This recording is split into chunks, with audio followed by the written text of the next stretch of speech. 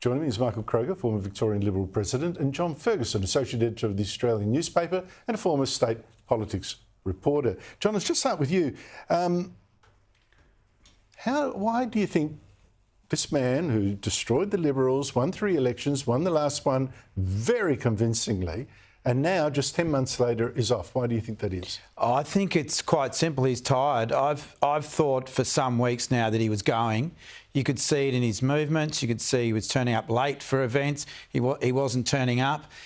Reminded me a little bit of the last year of Paul Keating, where people just get tired, and I think genuinely he's tired. I don't see any imminent fact or event that's gone, bang, I've got to go. I think he's just got tired. I wonder whether he's got tired, Michael, because the chickens are coming home to roost. Well, look, I don't think there's any doubt about that, Andrew. He's been saved a little bit by the COVID inquiry, but who knows whether he'll be called.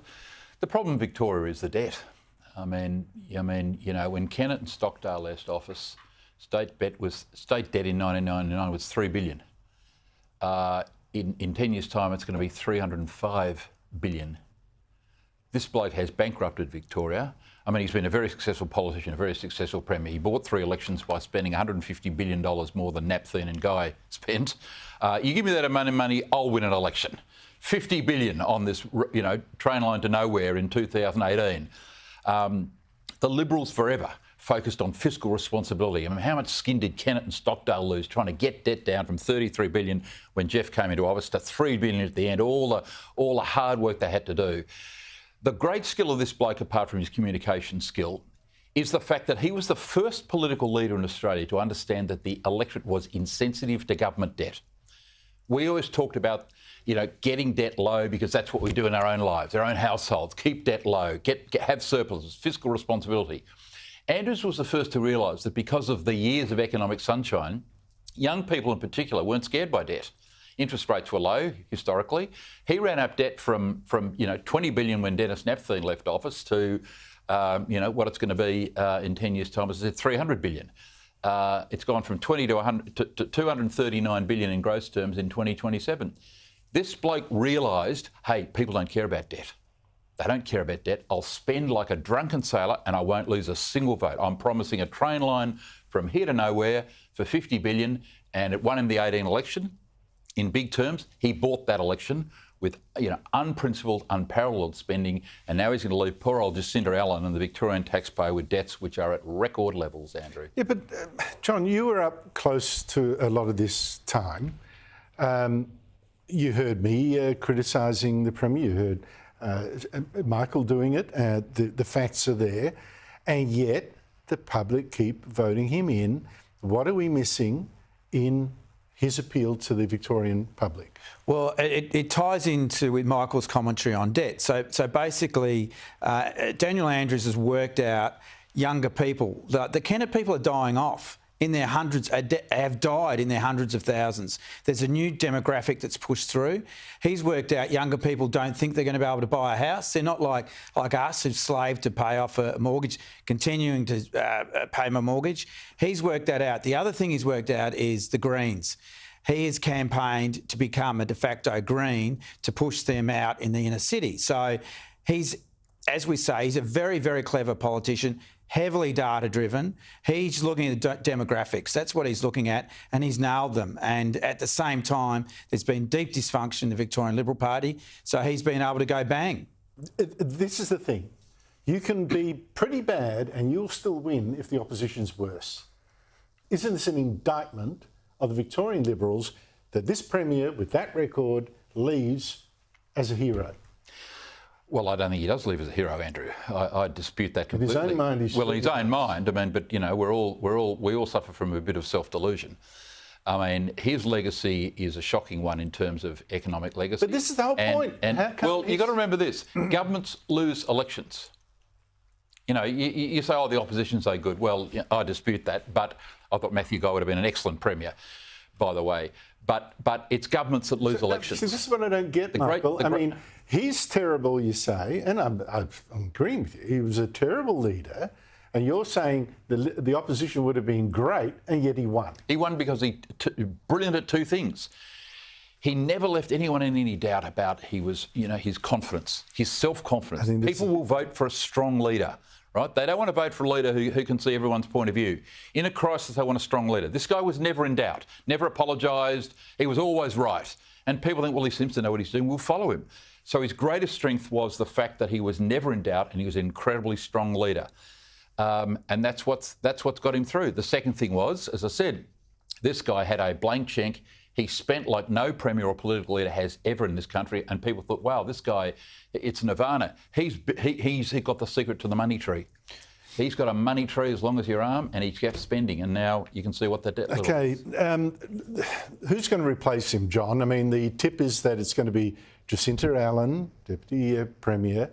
She's of this socialist left faction. She might get challenged by someone from the right, but she seems to have sewn up or not.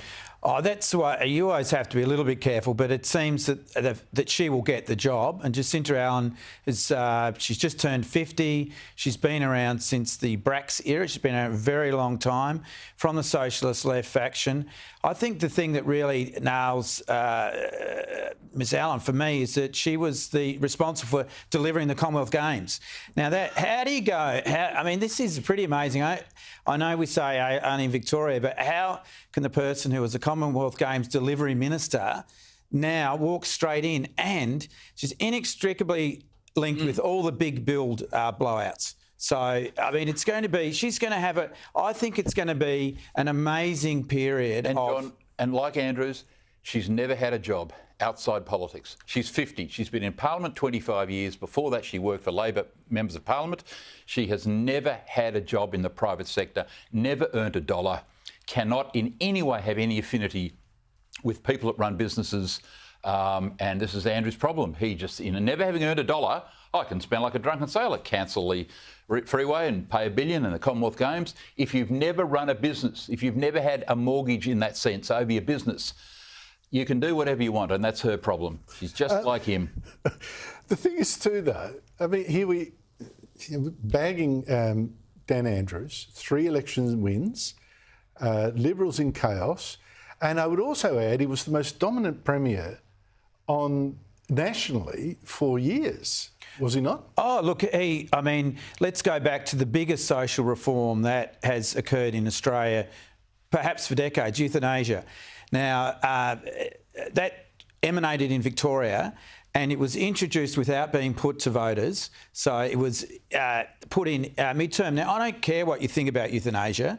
There was a principle there. That principle was breached, and it's run out all over Australia now. That is the breadth of impact that Dan Andrews has had. And don't forget campaigning. He's taught Labor, the other Labor states, how to campaign, and they're following. You go to South Australia. Social media. Oh, yeah, social media, big time. You watch Peter Malinauskas. It's like being in Victoria when you're in South Australia. I was there the other day, and they run their government in a very similar, different bloke, different leader, more conservative than Andrews, but the messaging it's identical. So the Andrews footprint is all over Australia. And I think, I was saying in the editorial, Michael, I wonder, he's going out like, I've got a legacy and this and this. He won't be able to write the history because the people coming in have to clean up his mess. Even though you say debt's not, it's becoming an issue. Absolutely. It really is becoming an issue with interest rates. It wasn't then. So it wasn't then. No. And they will look to shift some of the blame. And I wonder whether some of that is coming his way. Oh, I've got no doubt about that. I mean, you can argue about, was a policy, what was a program a government implemented? Did it help? Did it not help? Was it effective? Was it not effective? But numbers like Treasury numbers don't lie. That's the problem. I mean, the budget deficit is the budget deficit. The level of debt is the level of debt. This guy will be, in the years ahead, his legacy will be, this was a fiscal bandit. He was, remember Tony Rowland said of Alan Bond at the Bond Corporation, it's a South Sea bubble of debt. And that's what this guy's created here in Victoria. 300 billion in 10 years, up from 3 under Kennett. Now, That is what his legacy is going to be. What do you think his legacy is? Well, I some just positive. I really want to look. I think he's a very, very complicated politician.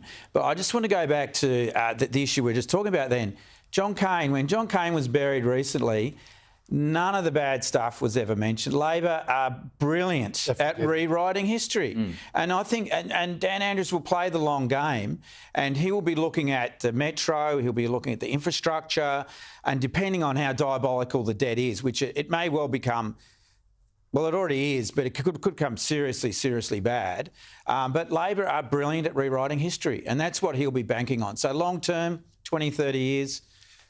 Kevin Rudd hasn't been... I wouldn't actually count on much of the media to be writing it negatively either, to be honest. That's true. John Ferguson, Michael Kroger, thank you both so much for your time.